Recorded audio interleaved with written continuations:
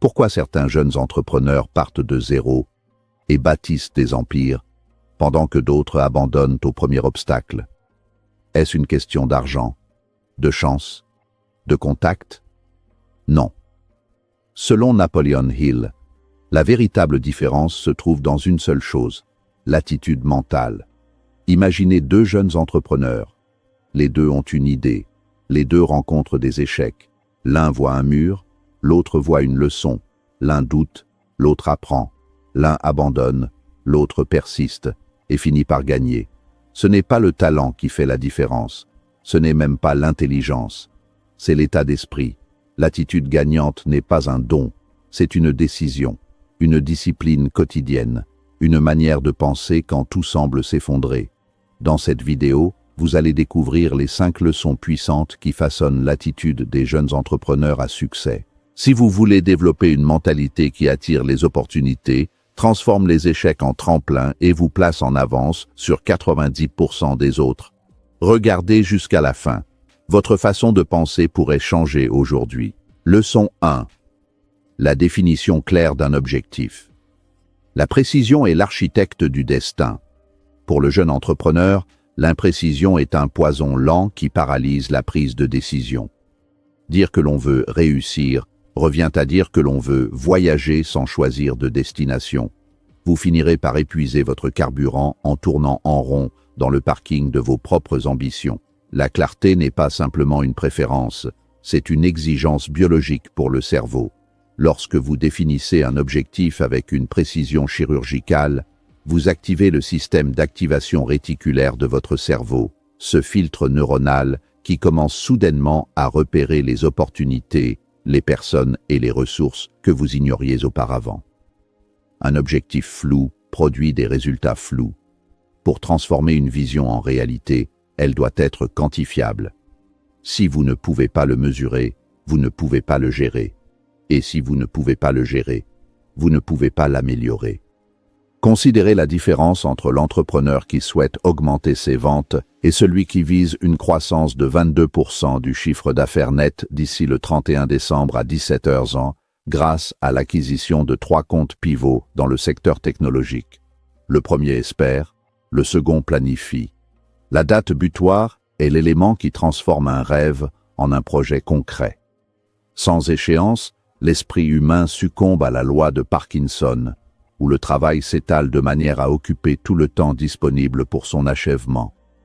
En fixant une limite temporelle, vous créez une tension créatrice nécessaire à l'innovation. Cette urgence saine force votre esprit à abandonner les distractions futiles pour se concentrer sur l'essentiel. C'est dans cette focalisation extrême que naît le véritable pouvoir d'exécution. La clarté agit également comme un bouclier contre la surcharge informationnelle. Dans un monde saturé de opportunités qui ne sont souvent que des distractions déguisées, savoir exactement où vous allez vous permet de dire non avec une confiance absolue.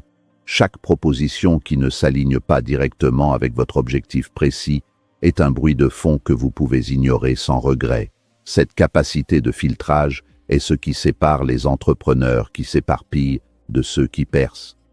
Un esprit focalisé est comme un rayon laser. Là où la lumière diffuse d'une ampoule peine à éclairer une pièce, le laser, en concentrant la même énergie sur un point unique, peut percer l'acier. Votre énergie est limitée. La clarté est l'outil qui vous permet de ne pas la gaspiller. Leçon 2. Transformez l'échec en feedback. L'échec n'est pas une fin en soi, c'est une donnée brute. La majorité des gens perçoivent l'échec comme un mur, un signal d'arrêt qui valide leurs insécurités les plus profondes. L'entrepreneur gagnant, en revanche, le voit comme un capteur de trajectoire. Si vous lancez un produit et qu'il ne se vend pas, ce n'est pas un jugement sur votre valeur personnelle, c'est le marché qui vous envoie un rapport d'audit gratuit. Le marché ne ment jamais. Il vous indique simplement que votre proposition de valeur, votre prix ou votre message n'est pas encore aligné avec ses besoins. En adoptant cette perspective, vous dépersonnalisez l'erreur. Vous cessez de souffrir pour commencer à apprendre. L'échec devient alors le laboratoire où se forge l'excellence future. La question « Pourquoi moi ?» est la marque de la mentalité de victime, une spirale descendante qui draine l'énergie et paralyse l'action. À l'inverse, demander « qu'est-ce que cela m'enseigne ?» débloque immédiatement la partie préfrontale du cerveau, responsable de la résolution de problèmes. Chaque obstacle est une formation de haut niveau que l'on ne peut acheter dans aucune école de commerce. Les cicatrices d'un entrepreneur sont ses diplômes les plus précieux. En analysant froidement la mécanique d'un revers, vous identifiez les variables défectueuses de votre système. Est-ce un manque de délégation, une analyse de marché superficielle, un timing inadapté? Cette autopsie intellectuelle transforme une perte financière en un investissement dans votre capital de compétences. Dans l'écosystème entrepreneurial, la rapidité du cycle de feedback est le principal prédicteur de la réussite. Plus vite vous échouez, plus vite vous apprenez, et plus vite vous pivotez vers la solution gagnante. Cette approche, souvent appelée « fail fast », ne signifie pas que l'on cherche l'échec par négligence, mais que l'on accepte l'expérimentation comme seule voie vers l'innovation.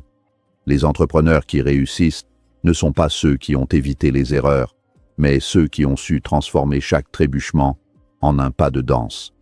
Ils comprennent que le succès est une montagne construite sur un socle de tentatives infructueuses.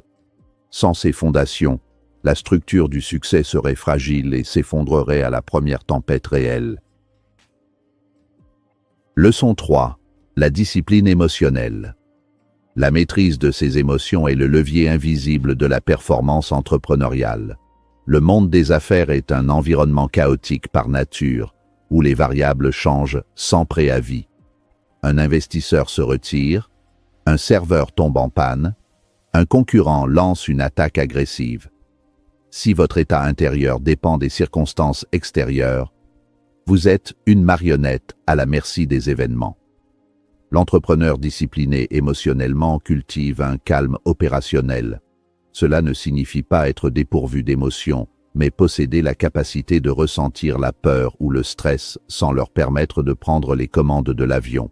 C'est la différence entre réagir par instinct de survie et répondre par stratégie réfléchie. La réactivité impulsive est l'ennemi de la rentabilité. Une réponse colérique à un client mécontent ou une décision prise sous le coup de l'euphorie après une petite victoire peut saboter des mois de travail acharné.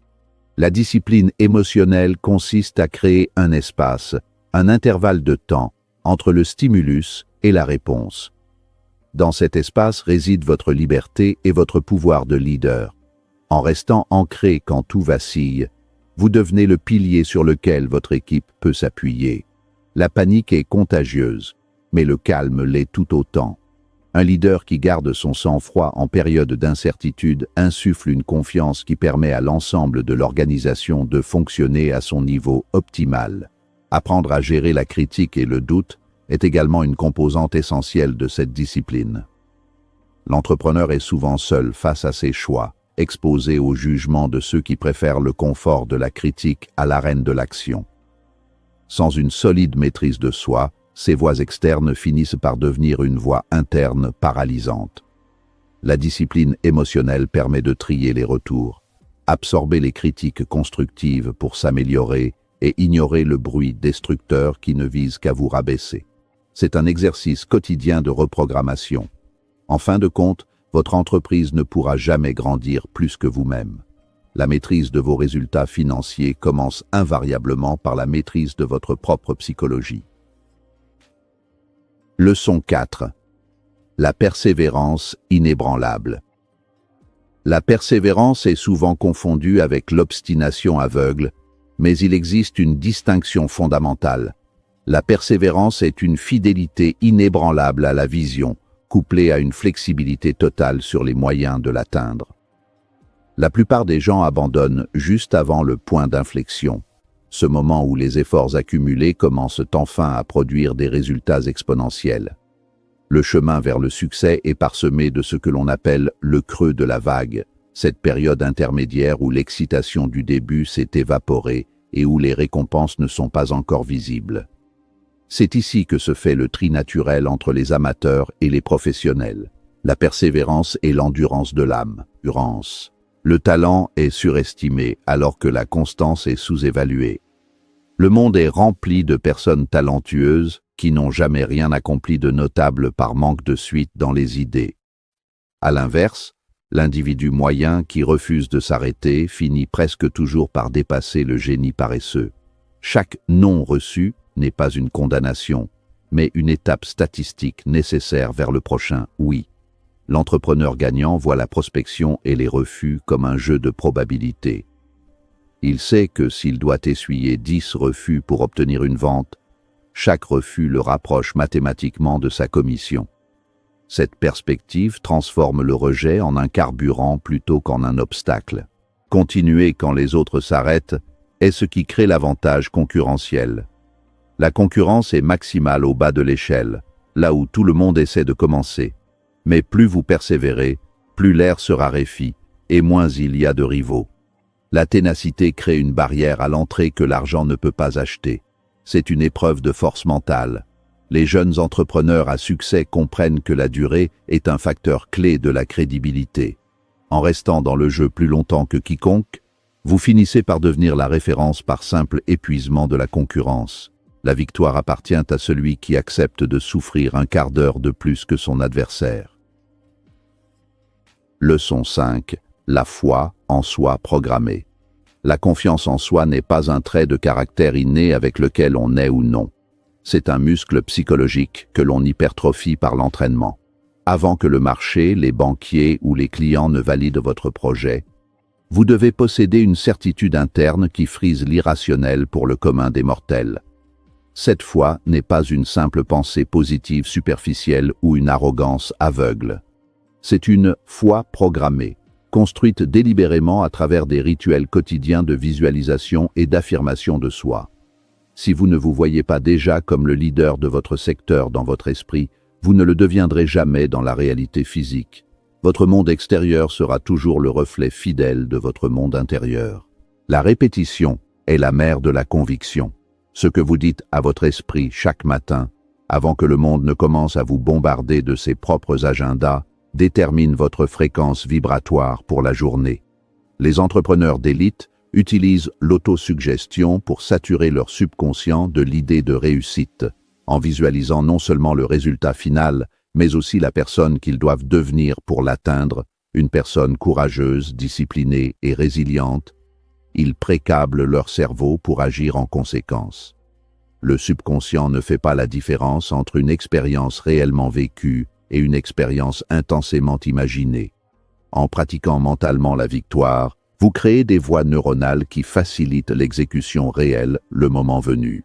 Enfin, cette foi doit s'incarner dans l'action quotidienne. La croyance sans action est une illusion, tandis que l'action sans croyance est une corvée. La foi programmée se nourrit des petites victoires que vous vous octroyez chaque jour en respectant vos propres engagements. Chaque fois que vous faites ce que vous aviez dit que vous feriez, votre estime de soi augmente. Vous devenez littéralement ce que vous répétez.